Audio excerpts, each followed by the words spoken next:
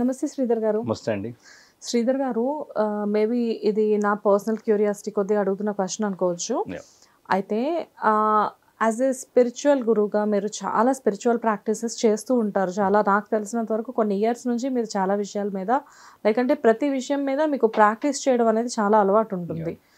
అయితే ప్రతి మనిషి కూడా ఏదైనా ఒక ప్రాబ్లం వచ్చినప్పుడు ఒక రకంగా చెప్పాలంటే ప్యానిక్ అవుతారు. ఒక్కొక్కసారి దాని గురించి ఓవర్ థింక్ చేస్తూ ఉంటారు అండ్ ఆ విషయంలో డిప్రెస్ అవుతారు. మనం ఎక్స్ప్లెయిన్ చేయని విధంగా కూడా తయారవుతూ ఉంటారు.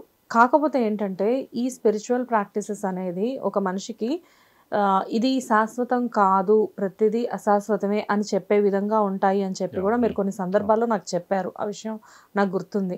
కానీ మనుషులకి చాలా ఈజీ వేలో ఇదంతా నిజం కాదు, మనకి ఏదైతే జరుగుతుందో అదంతా పర్మనెంట్ కాదు అని చెప్పి తెలియాలి, వాళ్ళు తెలుసుకోవాలి అంటే ఏం చేయాలి?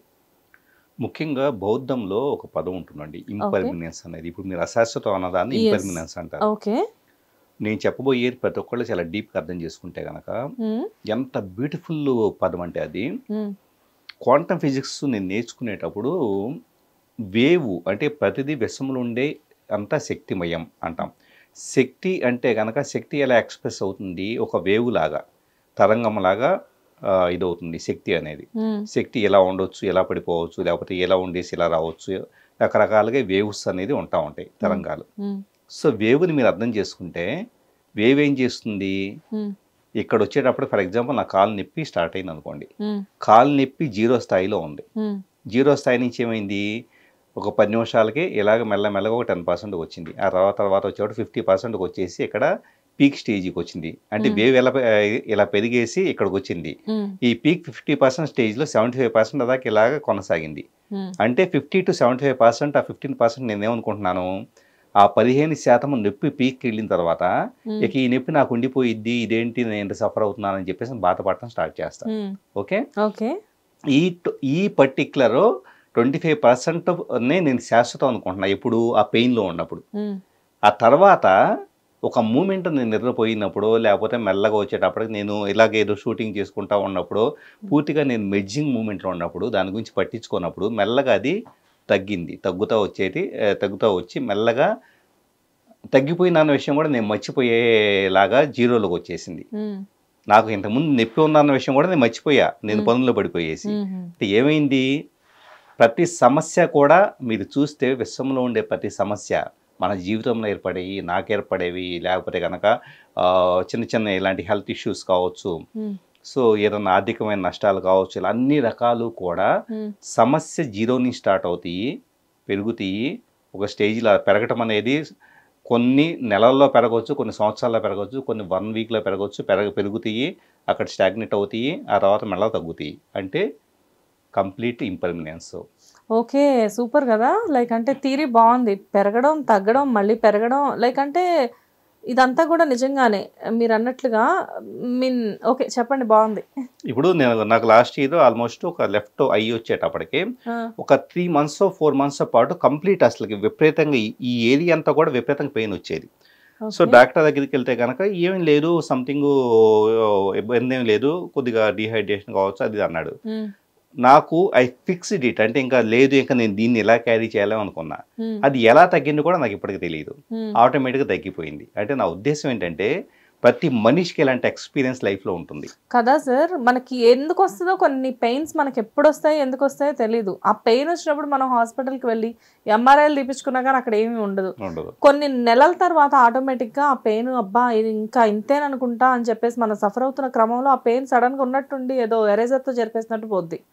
అది నిజంగానే ఎలా, అసలు ఎందుకు వస్తాయి, ఎందుకు పోతాయి, డాక్టర్స్ కూడా ఐడెంటిఫై చేయలేనంత స్థితిలో ఎందుకు వస్తూ ఉంటాయి? మేనిఫెస్టేషన్ ఎప్పుడు కూడా ఎలా ఉంటుందంటే నాట్ ఓన్లీ పెయిన్స్, మన రకరకాల సమస్యలు ఇలాంటివి అంటూ ఉంటాయి లైఫ్లో, ప్రాబ్లమ్స్, ఆర్థిక సమస్యలు ఉందనుకోండి.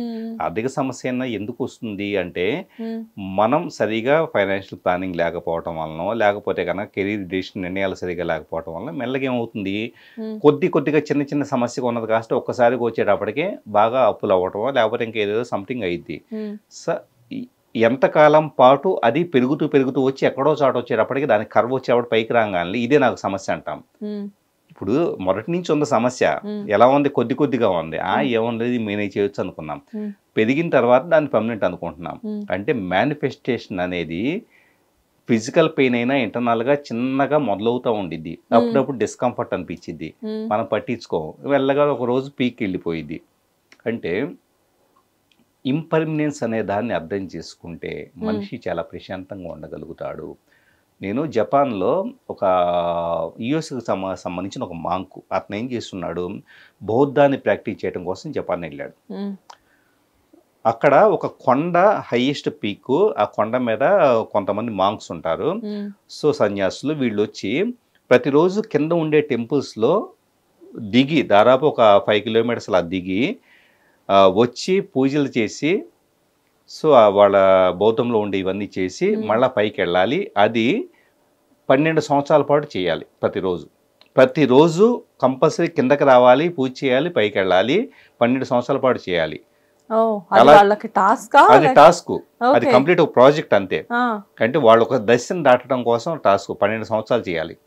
అట్ ద సేమ్ టైం దాదాపు 100 రోజుల పాటు, 98 డేస్ 100 డేస్ ఉంది. సో 100 రోజుల పాటు రోజుకి 12 గంటల పాటు ఇలాగే ఆసనం వేసుకొని, బాసం పట్ల వేసుకొని మెడిటేషన్ చేస్తూ కూర్చోవాలి. కొద్దిగా కూడా కదలకూడదు. 12 గంటల పాటు కదలకుండా అలా కూర్చోవాలి. అయితే ఇతను యుఎస్ నుంచి వెళ్ళిన అతను అక్కడికి వెళ్ళిన తర్వాత దీంట్లో ఇనీషియల్గా ఒక 4-5 రోజుల తర్వాత ఈ మెడిటేషన్ దీంట్లో ఇంకా నా కాళ్ళు చచ్చిబడిపోయినాయి, నేను ఇంకా పూర్తిగా ఇంకా పనికిరాను అని చెప్పేసి తన ఇంటర్నల్ స్టేట్ ఆఫ్ మైండ్. అయితే అతనికి అర్థమవుతుంది ఇది పెరుగుతుంది విపరీతంగా, నా తట్టుకోలేకపోతున్నాను, నా కాళ్ళు ఇదైపోయినాయి, ఐఎమ్ నాట్, నా లెగ్స్ నేను ఒకటి కాదని చెప్పేసి స్థితికి వెళ్ళిపోయాడు. వెళ్ళిన తర్వాత ఒక్కసారిగా ఒక గొప్ప విషయం ఏంటంటే ఆ స్టేట్ ఎక్స్పీరియన్స్ చేసిన వాళ్ళకి అతని కాళ్ళ పెయిన్ అనేది హ్యాపీగా రిలాక్స్డ్ అయిపోయింది.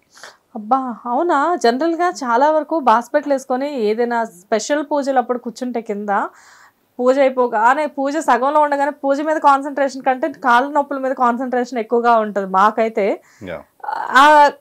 కొంచెం సేపటి తర్వాత పైకి లేచినప్పుడు కాళ్ళు తిమ్మర్లు పట్టడం ఇలాంటివి జరుగుతుంటాయి. అమ్మో ఇంకా మన వల్ల కాదు ఈ పూజలు చేయడం అన్న స్టేజ్కి మనం వెళ్ళిపోతాం. కానీ రెగ్యులర్ ప్రాక్టీస్ అనేది నిజంగానే ఆ నొప్పుల్ని డెఫినెట్గా మీరు ఒక 5 గంటల పాటు అదే పనికి అట్లా కూర్చోండి, ఏమైనా పర్లేదు అనుకొని ఆ పర్టికులర్ మైండ్లో ఫిక్స్ చేసుకొని ఆ కమిట్మెంట్తో కూర్చోండి. మీకు జస్ట్ ఒక 2 అవర్స్ తర్వాత అంతా నార్మల్ అయిపోయింది. అంటే దీన్ని అర్థం చేసుకోవాల్సింది ఏంటంటే పెయిన్ ఏమైంది, పెయిన్ పెరిగింది, పెయిన్ 2 అవర్స్ దాకా పెరిగింది. ఆ తర్వాత మీరు దాన్ని పట్టించుకుపోయేటప్పటికి పీక్ స్టేజ్ నుంచి మెల్లగా తగ్గిపోయేసి అసలు ఆ పెయిన్ మీది కాదు అనే స్థితికి వెళ్ళిపోతుంది. అంటే liberation from the pain, liberation from the suffering. బౌద్ధంలో చెప్పే ఇంపర్మనెన్స్ ఏంటంటే ఏది శాశ్వతం కాదు. ఆ శాశ్వతం అనేది ఎప్పుడు అనిపిస్తుంది అంటే కనుక when you attach to that pain, ఇది నాది, నా పెయిన్ అని చెప్పేసి నేను ఏ క్షణమైతే నేను భావిస్తున్నానో అది నీ పెయిన్ అవుతుంది, అది మందే అవుతుంది. ఇప్పుడు నా కాలు పెయిన్ అని చెప్పేసి, నా ఆర్థిక సమస్య అని చెప్పేసి, నా సమస్య అని చెప్పేసి నేను అనుకోవటం మొదలుపెట్టిన తర్వాత అది పెరుగుతుంది, పెరిగి తగ్గిపోతుంది. కానీ దానికి ఇచ్చే స్పేస్ని, దానికి ఇచ్చే గ్యాప్ని, దానికి ఇచ్చే టైంని ఇవ్వకుండా ఇది నాది, నాకే వచ్చింది, నాకెందుకు రావాలి కష్టాలు అని చెప్పేసి అనుకోవడం మొదలు పెడితే సింప్లీ ఓన్ చేసుకున్నప్పుడు అసలు పెయిన్ కంటే 10 రెట్లు ఎక్కువ పెయిన్ ఉంటుంది. ఓకే, సో ఏదైనా కానీ తీసుకునే విధానాన్ని బట్టే అని చెప్పేసి అంటారా? బట్ రియల్లీ వండర్ఫుల్ శ్రీధర్ గారు, మీరు ఇంతకుముందు ఇలాంటి టాపిక్స్ మాట్లాడినప్పటికీ కూడా సంథింగ్ ఏంటంటే ప్రతి టాపిక్లో కూడా ఏదో ఒక కొత్తదాన్ని యాడ్ చేసి మాకు మీరు చెప్తూ ఉంటారు. నిజంగానే మీరు ఏదైతే వాళ్ళకి టాస్క్ 12 ఇయర్స్ ఉందో అది మొదటి 10 రోజులు చాలా కష్టంగా అనిపించవచ్చు, 11వ రోజు నుంచి మెల్లిమెల్లిగా అలవాటు అయిపోతుంది. ఒక నెల రోజులు పోయిన తర్వాత అది వాళ్ళ దినచర్యగా మారుతుంది. సో అది పెద్ద విషయంలో అనిపించదు. అంటే కొత్తగా ఆఫీస్కి వెళ్ళే వాళ్ళకి ఎలా అనిపిస్తుందో మేబీ ఇది కూడా అలాగే ఉంటుందేమో. ఎనీవేస్ చేసే ప్రతి పనిని ప్రాక్టీస్తో చేస్తూ ఉంటే డెఫినెట్గా ఒక్క రోజుకి అది మనకి ఒక వర్షిప్ లా మాత్రం కనబడుతూ ఉంటుంది అనుకుంటా. ఎనీవేస్ థ్యాంక్ యూ శ్రీధర్ గారు. హిట్ టీవీ యాప్, ఇందులో short news, live news, entertainment shows, movies, digital magazines తో పాటు మీ జిల్లా వార్తలను కూడా ఫ్రీగా చూడొచ్చు. ఇంకెందుకు ఆలస్యం, వెంటనే హిట్ టీవీ యాప్ ని డౌన్లోడ్ చేసుకుని ఫ్రీగా ఎంటర్టైన్మెంట్ పొందండి. Hit TV app, hit TV app, please download hit TV app. Hit TV app ని ఫ్రీగా డౌన్లోడ్ చేసుకుని ఎంజాయ్ చేయండి. మీకు నచ్చిన ఎంటర్టైన్మెంట్ కోసం హిట్ టీవీ యాప్ ని ఫ్రీగా డౌన్లోడ్ చేసుకుని ఎంజాయ్ చేయండి. హిట్ టీవీ యాప్ ని డౌన్లోడ్ చేసుకుని ఆస్వాదించండి, ఆశీర్వదించండి. ఇంతమంది సెలబ్రిటీలు హిట్ టీవీ యాప్ ని డౌన్లోడ్ చేసుకోండి అని చెప్తున్నారంటే ఎంత మంచి యాప్ ఆలోచించండి. అమెరికా అమెరికా అమెరికా అమెరికాలో చదవాలనుకునే వాళ్ళకి విశ్వసనీయమైన పేరు మన శౌర్య కన్సల్టెన్సీ. UK లో 1 year masters, UK లో 1 year masters, 2 years work permit up to 5 years visa. Contact Saurya Consultancy. Contact 89851 89851.